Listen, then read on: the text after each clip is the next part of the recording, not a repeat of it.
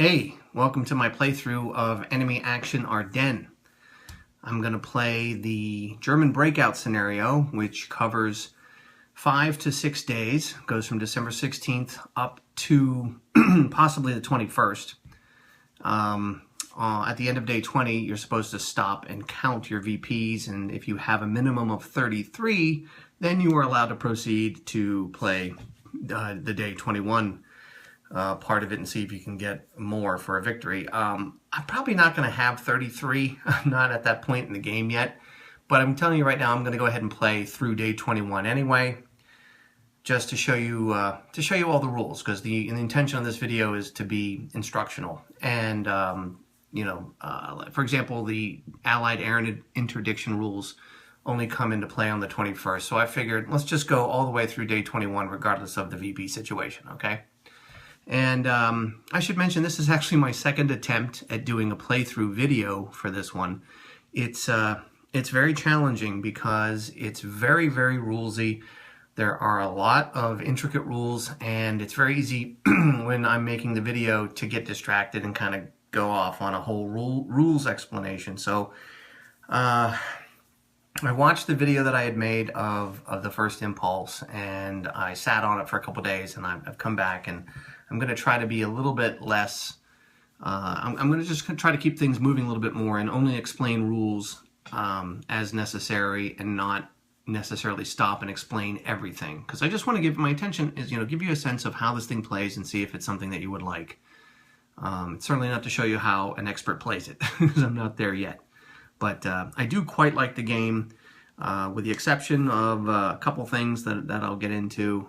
Some parts of this hang me up, but otherwise it's pretty exceptional, and I can see this giving me a lot of enjoyment and getting a lot of my table time. Okay, so I guess with that said, I'm going to cover just a little bit about my setup here, and then we'll get into it. So let's play. Okay, this is my wall of charts. And, someone asked me about my wall. It looks kind of like a dungeon wall, doesn't it? Well, my condo is in a schoolhouse that was built in the 1860s, which for my country is about as old as it gets. So let me just show you where I am. I'm in sort of the basement area of my condo. This is my secondary gaming area. My primary one is upstairs. This has become my dedicated solitaire gaming room. So I have this... I can leave a game set up here, so that's where we are. The one on the right is a very crude pictogram that I made to help me remember roadblock checks and bridge demolition checks, because you do those frequently in the game. And then these other three charts came with the game. The one on the left here, this calendar, I photocopied from the rule book because there are several important features on there that change every day, so I need to have that in front of me. Okay, as far as the board, I posted a picture on BGG of my system here with the cubes. I use the orange cubes for blown bridges and the blue ones for good bridges. That helps them stick out much more prominently than using more chits. So I do that, and I don't have them on every single bridge, just the more salient ones that are really important for me to see. So I have that. And then also, as you'll see, I have these guys over here that I use if I need to put markers out to check hexes and stuff. You'll see I like to do that. I have some dice here that I use for my system as well, and we'll get to that. Oh, I also made myself another crude drawing. This is a rough order of battle for the armies and the corps, because when you're learning the game, it's overwhelming in terms of rules and also just understanding who's who on the board. So I made that. At this point, I don't need it. I know who everybody is, all the striped colors and everything. So that's helpful. I also want to point out one more thing. Bear with me here. I just want to point something out that wasn't immediately obvious to me. Maybe it is to other people, but again, when learning this game, it's a bit overwhelming. I didn't immediately realize when I was looking at all these cards and everything that the cards and the chits are sort of cross-connected. The top part of the card corresponds to the bottom part of the chit, and then the more bottom part of the card corresponds to the top stripe. And that's also partly due to the fact that the color matching is not 100%. Let Let me show you just another one real quick. This orangey looking card corresponds to this more reddish looking unit. So again, learning the game, that was a little bit of a hindrance to me, so it's important to understand that, so I just thought I would mention that. Okay, I've already gone ahead and drawn my first hand. Our deck is made up of primary cards, you can see here with the stripe, and then supplemental cards taken from our supplemental deck. We can always count on getting the primary cards every day, and we will only get a subset of the supplemental cards. So there's some good variety, and the mechanism for doing that I think is kind of clever. I'll show that in more detail when the day ends and it's time to restock our deck. Right now we have 7 primary cards, because there's always 7 primary cards, and then on this day we add 9 supplemental cards to that. So our starting deck is 16. And then from that deck, we get our hand size, which is normally 6, except on the first turn, we are allowed 9 cards. So 9 for the first impulse. This is an impulse game. We are going to be playing cards up until we reach a certain command value, and then we have to let the allies have a turn. The command value is this number here in the left of the cards.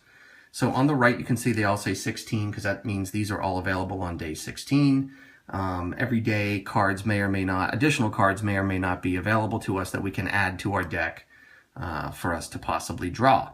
So as you'll see, after we play a certain amount of command value points, then we have to turn it back over to the allies, and that's one of the numbers that's on the calendar, which is why I have that calendar up here in front of me. So I've drawn my initial hand, and I'm getting ready to decide what to do, and there are a series of day 16 rules, rules for the very first impulse, rules for the entire day of December 16th. So I will mention those as they happen. The biggest one to know is that we're not allowed to move any of our units. Okay, as a German player, can't move them, with the exception, as you'll see. So what I want to do here is, let me pause the camera and find the card. Okay, what I want to do is, I think I want to bring this guy up around into here and attack him. I like this as one of my opening moves. If I can smash through here with this armor, you can see I have a whole bunch of first SS guys down here. I think we can afford to bring him up here, and it puts some nice flanking pressure and supply concerns on the allies if I can do that. Now, I just said we're not allowed to move, so how can we do that? Well, we're going to do that through the use of a combat tactic that allows us to break that rule. So let me show you the cards that are going to make this happen. All right, I am playing the 67th Corps card, and the cards tell you what your options are.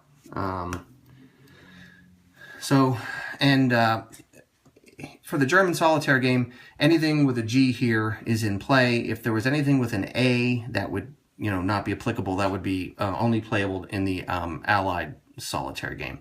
So we can deploy all core reserves. That's one of the things we can only do one.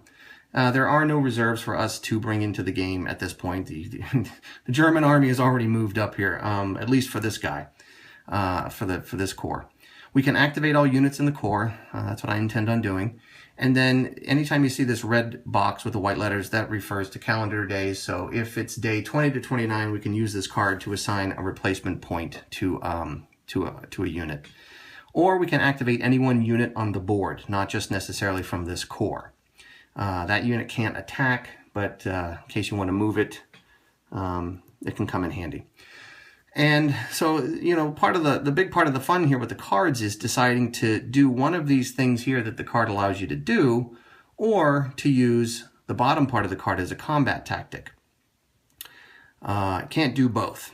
So what I'm going to do here is use this card here to activate the units in this core. And activating means moving, all movement happens, and then all attacks happen. Okay, then this is our command value, and this counts towards our allowable command points. Now, on the very first impulse, we must play 10 points of command value in order to represent, the initial German attacks. In subsequent impulses, there's a limit, and we can play up to that limit. We don't necessarily have to. On the first impulse, we must play a minimum of 10. So that's 2 counting towards our 10. The other important implication of this number is that this tells you how many additional cards you may play as combat tactics. So we may play 2 additional cards. So I want to play that as reinforced bat. Oh, that's only on day 18. Oh, I didn't realize that. Sorry. I'm going to play this as reinforced battle. Okay. So I'm going to play that as reinforced battle because that other one is not playable until day 18. And I think I'm going to play this as well for some fixed artillery. Okay. So I'm allowed to play 2 additional cards, and that's what I'm doing. So normally we would have the movement phase, but there is no movement on this first impulse. So normally we would go right into combat, but the reinforced battle tactic allows me to choose a unit or an entire stack, which is what I'm choosing. I'm going to choose this here stack, and they're going to slide up here. Okay, so they were here 1, 2, 3, 4. Zones of control in this game are extremely sticky, but he didn't move out of. If you're in a zone of control and you move out, you've got to pay an extra additional movement point. But he was fine here, so he moves over here, and then he stops here. So my plan here is to attack with this unit to this hex, and with the reinforced battle, bring those guys in as well. So I've got 13 points here, and another 4, 17 to 3, almost 6 to 1 odds, right? And and we're using artillery as well. Okay, so now I get to explain to you how combat works. Combat is chit based. So here's my cup of chits. All right, and we reach into the cup to pull out a certain number of chits. Before I do that, though, let me just show you my system for doing combat. We said it was 17 to 3, right? So that's 5 to 1. So I like to use this 10-sider here as a reminder to myself of what the odds are.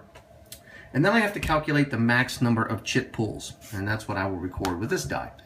And the max number of chit pools is as many units that are attacking that aren't on their wounded bracketed side, all right? And as a reminder over here, we've got 4, all right? We've got that stack of 3 plus 1, we've got 4. Then there are a certain other number of factors, such as, do we have any elite units? Elite have red dots. So the defender here, unfortunately, has 2 red dots. And these guys are all black dots, which are normal. And this guy with the white dots are actually inexperienced or green units, which is not a good thing in combat. So we don't get any extra pulls for having any elite units. I won't go through the entire list. I'll just point out that this guy is a 3-step. These are all 2 steps in this stack. This guy is a 3-step, and we get an extra pull for him. So we've got 1, 2, 3, 4, plus 1 for the 3-step unit, and then every combat tactic card that you play allows you to pull another one. So 5 plus these 2 cards is 7. And the minimum number of chits that I have to pull is the number of steps of the defenders. So there was 1 unit there with 2 steps. I've got to pull 2 chits, okay? So get those out of the way. I pull these 2, all right? So let's see what we got. There's a front and a back side, okay? This says, do you have 8 to 1 odds or better? Well, we don't. So then if the front side doesn't apply, you flip it to the back side, and it says, do you have 4 to 1 or better? We do, so this will apply. And this says, does only the attacker have combined arms? Why, yes. We have, armor and infantry, and the defenders only have infantry. So those both apply. So that's a good thing. So we have 2 D1s. Now, in this game, the D and A refer to hits taken by. So we don't want to see any A's, okay? We don't want to see A1. That means attacker suffers a hit. We want to see D1, and we don't want to see D-1 because that removes a hit, okay? So we've got 2 hits right off the bat, and that's 2 of our allowable 7. Now at this point, this is really fun. You have to commit to how many more you're going to pull from the cup, and then you have to pull that many. And generally you pull them one at a time, and that's because in this cup here there are 3 of these light blue chits. If we pull one of these, any previous chits from previous battles get mixed back in, because after this battle these chits don't go back into the cup. They will only go back in if we draw a blue chit. So you pull them one at a time. Anyway, I'm going to go ahead and commit to pulling 7. One reason is that one of the chits is this attack a large attack? If so, the defender will take a hit. And a large attack is when you pull a minimum of 7. So yeah, I'm going to pull 1. So that's 3, 4, 5, 6, 1 more, 7. All right.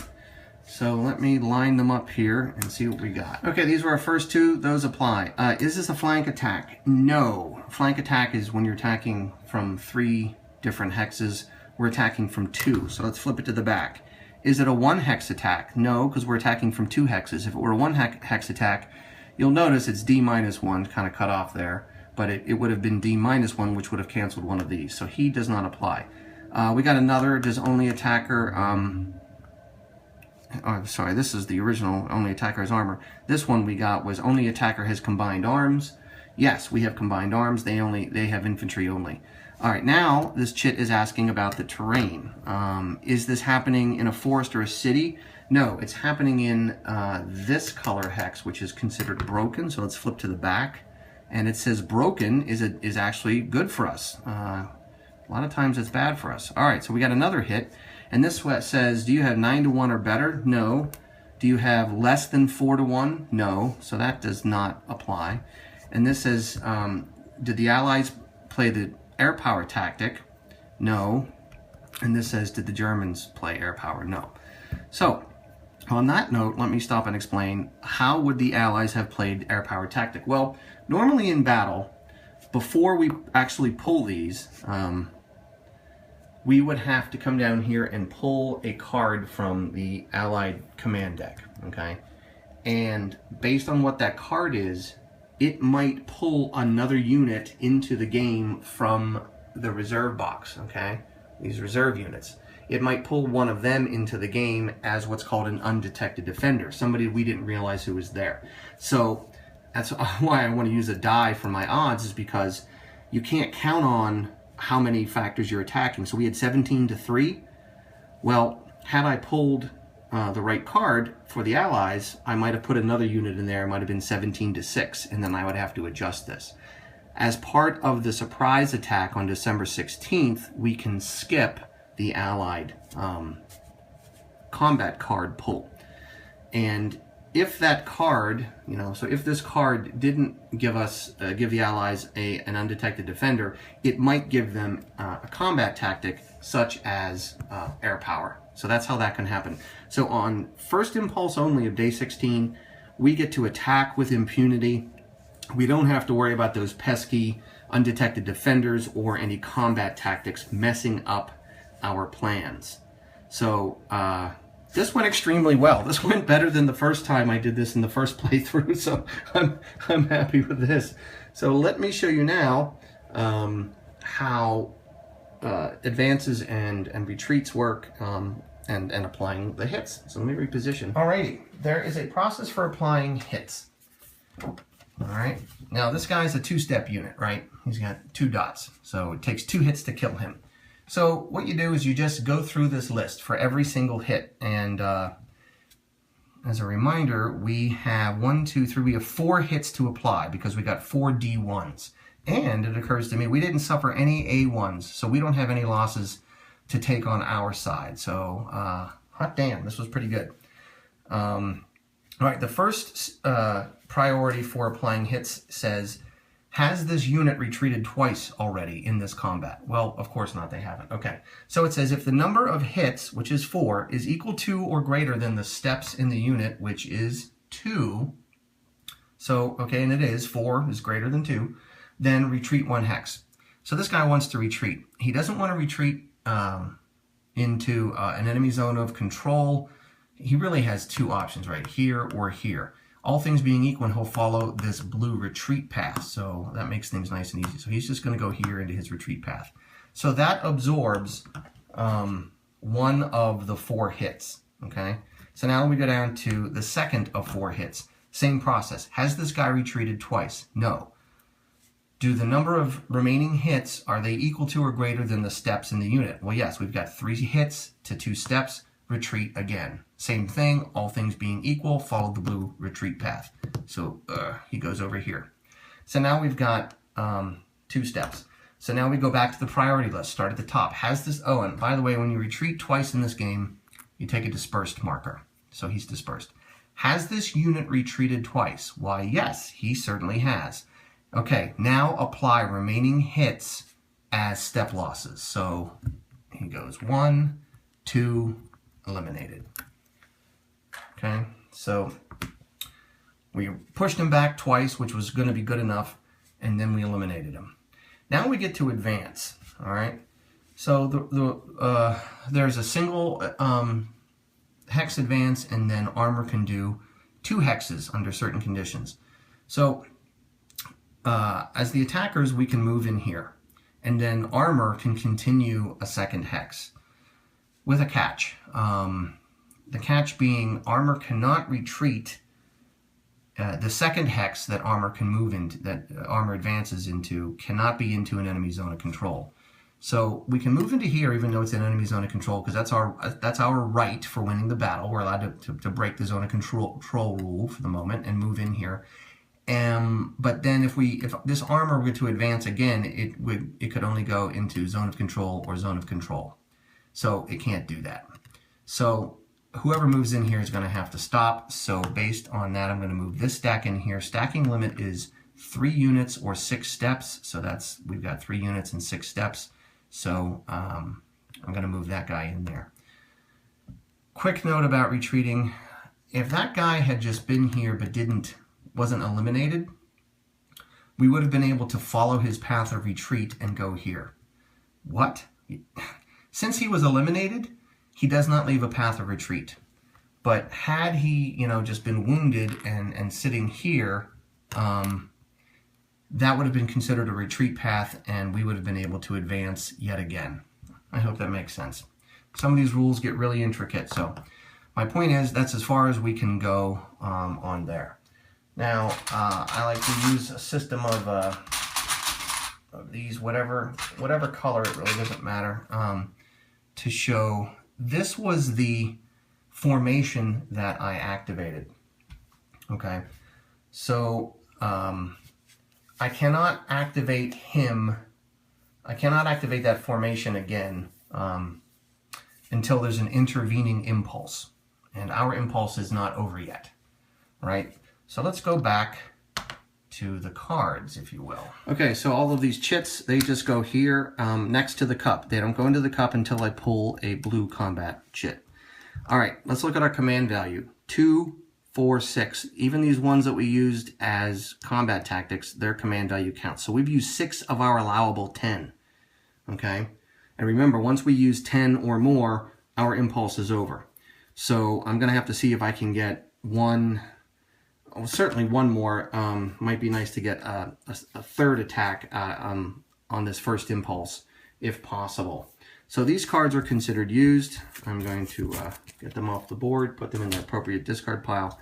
And now we've used, 3 of our 9 cards on this first impulse. But normally an impulse won't be this big, but it's the first turn. So now I get to choose what to do next. So let me pause and think. Well, it seems I can squeeze out 2 mediocre attacks or 1 better one. So I'm gonna just go for 1 instead of 2. So I'm going to activate the 58th Panzer Corps with the light blue stripe here. They're gonna go against this guy here with the idea if we knock him out, we've got a good bridge in front of us. And now I do have another reinforced battle, so it is tempting for me. You know what? I think I will play it. Let's see. This might be overkill, but I can choose. No, I feel bad. I'm just gonna try this here. I've got 10 factors here and 4. That's 14 to 3. Again, we're not pulling a card for an undetected defender. So 14 to 3 is 4 to 1. It's too bad I was 1 away on both attacks. The minimum chit pull, and this funky looking chit here is an improved position, so it's a defensive one, so that means it's going to take an additional hit. But my idea is to hopefully push him back. I might not necessarily. Oh, who am I kidding? There's no way I'm going to do that with this. I am going to have to play reinforced battle. Alright, so let's see if this is crazy or not. See this stack here? Normally roads movement are 1, but to get out of a zone of control is an additional 1. So that's 1, 2 to move into here. And then to go into this hex, which is not coming from the roadside, is a woods, is additional 3. So that's 5. So we went 1, 2, and then 3, 4, 5 into here. So now we have 14 here, and what do we have here? We have another 11. So now we got 25 to 3. Now we're at 8 to 1. 8 to 1. Come back over here. All right, 8 to 1 on the odds die. And then minimum pulls is 2. Maximum pulls is, I've got 3, 6, 7 units that are not bracketed. Plus we have elites. Now, we have 6 elites, but you only get 1 pull. It's like 1 or more elites you get a pull. So 3, 6, 7, 1 for having elites is 8. Okay, so 8 pulls. And what's also nice too is that by attacking from those 3 hexes, they are flanked. So any flanking chits. All right, here we go. Sorry for the glare. So now I got to pull one at a time, because if I pull a blue one, I got to put the other chits back in. So 1, 2. Oh yes, I played artillery. Excellent. So both of these will take effect because we have greater than 2 to 1, and we played artillery. So this is the really fun part of the game, and a seductive part. So I've already got 2 hits, right? So I'm already off to a good start. So I might be tempted to not pull many more, but I could pull out a couple of D- ones, and that would be bad. So I'm gonna go to all 8, because it's going to take, the first 2 would back him up, so that's 2 to back him up. It would take another 2 to kill him, so that's 4, plus he's got an improved position, so it would take 5 to kill him. So, and I know how capricious these chits can be, so I'm going to go to 8. So here we go. So that's 2, 3, 4, 5, 6, up. Stop, put the other ones back in, mix them up. Okay, 7, and I said let's go to 8. Okay, this this is going to be overwhelming. Maybe this was overkill, but whatever. All right, so let's adjudicate these. Large attack, yes, at least 7 chits. 4 to 1, yes. Defender is elite, not in this case. Flip it over. Defender is green, nope, does not apply. Okay, is this the 5th Panzer Army attacking? Yes, actually, this is the 5th Panzer Army. Okay, is this a large attack or on December 16th or 17th? Yes. You'll notice it's A-1, so that A right there is going to get negated. And then this says, is this 5 to 1 or better? Yes. So, holy crap. Okay, this was overkill. But, so we've got 1, 2, 3...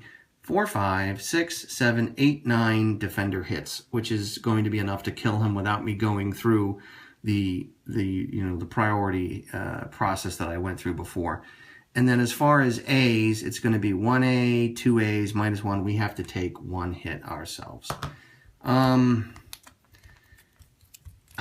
don't know. I've just found that when I go in with rather weak attacks, I get weak results. And I like to go in with overwhelming odds, but that might have been just some overkill. Okay, so stop and let's do this. So we know that we kill him. So let's take this guy off the board, put him in the eliminated units box. All right, now advancing. Advancing. This stack can move over here, and then normally, this is a good bridge, normally they could go across the bridge. However, we have German traffic jams rule in effect. Let me pause and find. Yeah, only one German unit can use a bridge. So one guy can get across. Oh, actually, and now I have to show you another rule. So there are some very key terms in the game. There's moving, which happens during your movement phase. There is advancing, which is what we're doing now, and there's reinforcing. This guy reinforced, right? He moved during the reinforced battle tactic. And in this case, and then any of those are considered to be entering. Moving, reinforcing, advancing are considered to be entering. So we are entering by an advance this hex, okay? So we've got to do a couple things. Number one is we have to do a bridge demo check to see if the allies blow the bridge. 10. Okay. On a 1 or a 2, the bridge would be blown. So that doesn't happen. Then we have to do a roadblock check to see if the allies throw up a hasty roadblock because we've entered this hex here. So I've got to roll higher than this is called a position number. These are all position hexes. Anything without a number is a non-position hex. So I've just got to roll that number. 8. Okay, so good for us. So I'm going to put one guy here. All right, and now we control that bridge. And we're supposed to put another chit on the board, which I don't know, I don't really like this. But anyway, we control this bridge. And they're like that. Okay, back to our cards. So you remember on the first attack we had spent 6 command value points, and now we've spent another 6 here. Okay, so now we're over 10, so we have to stop.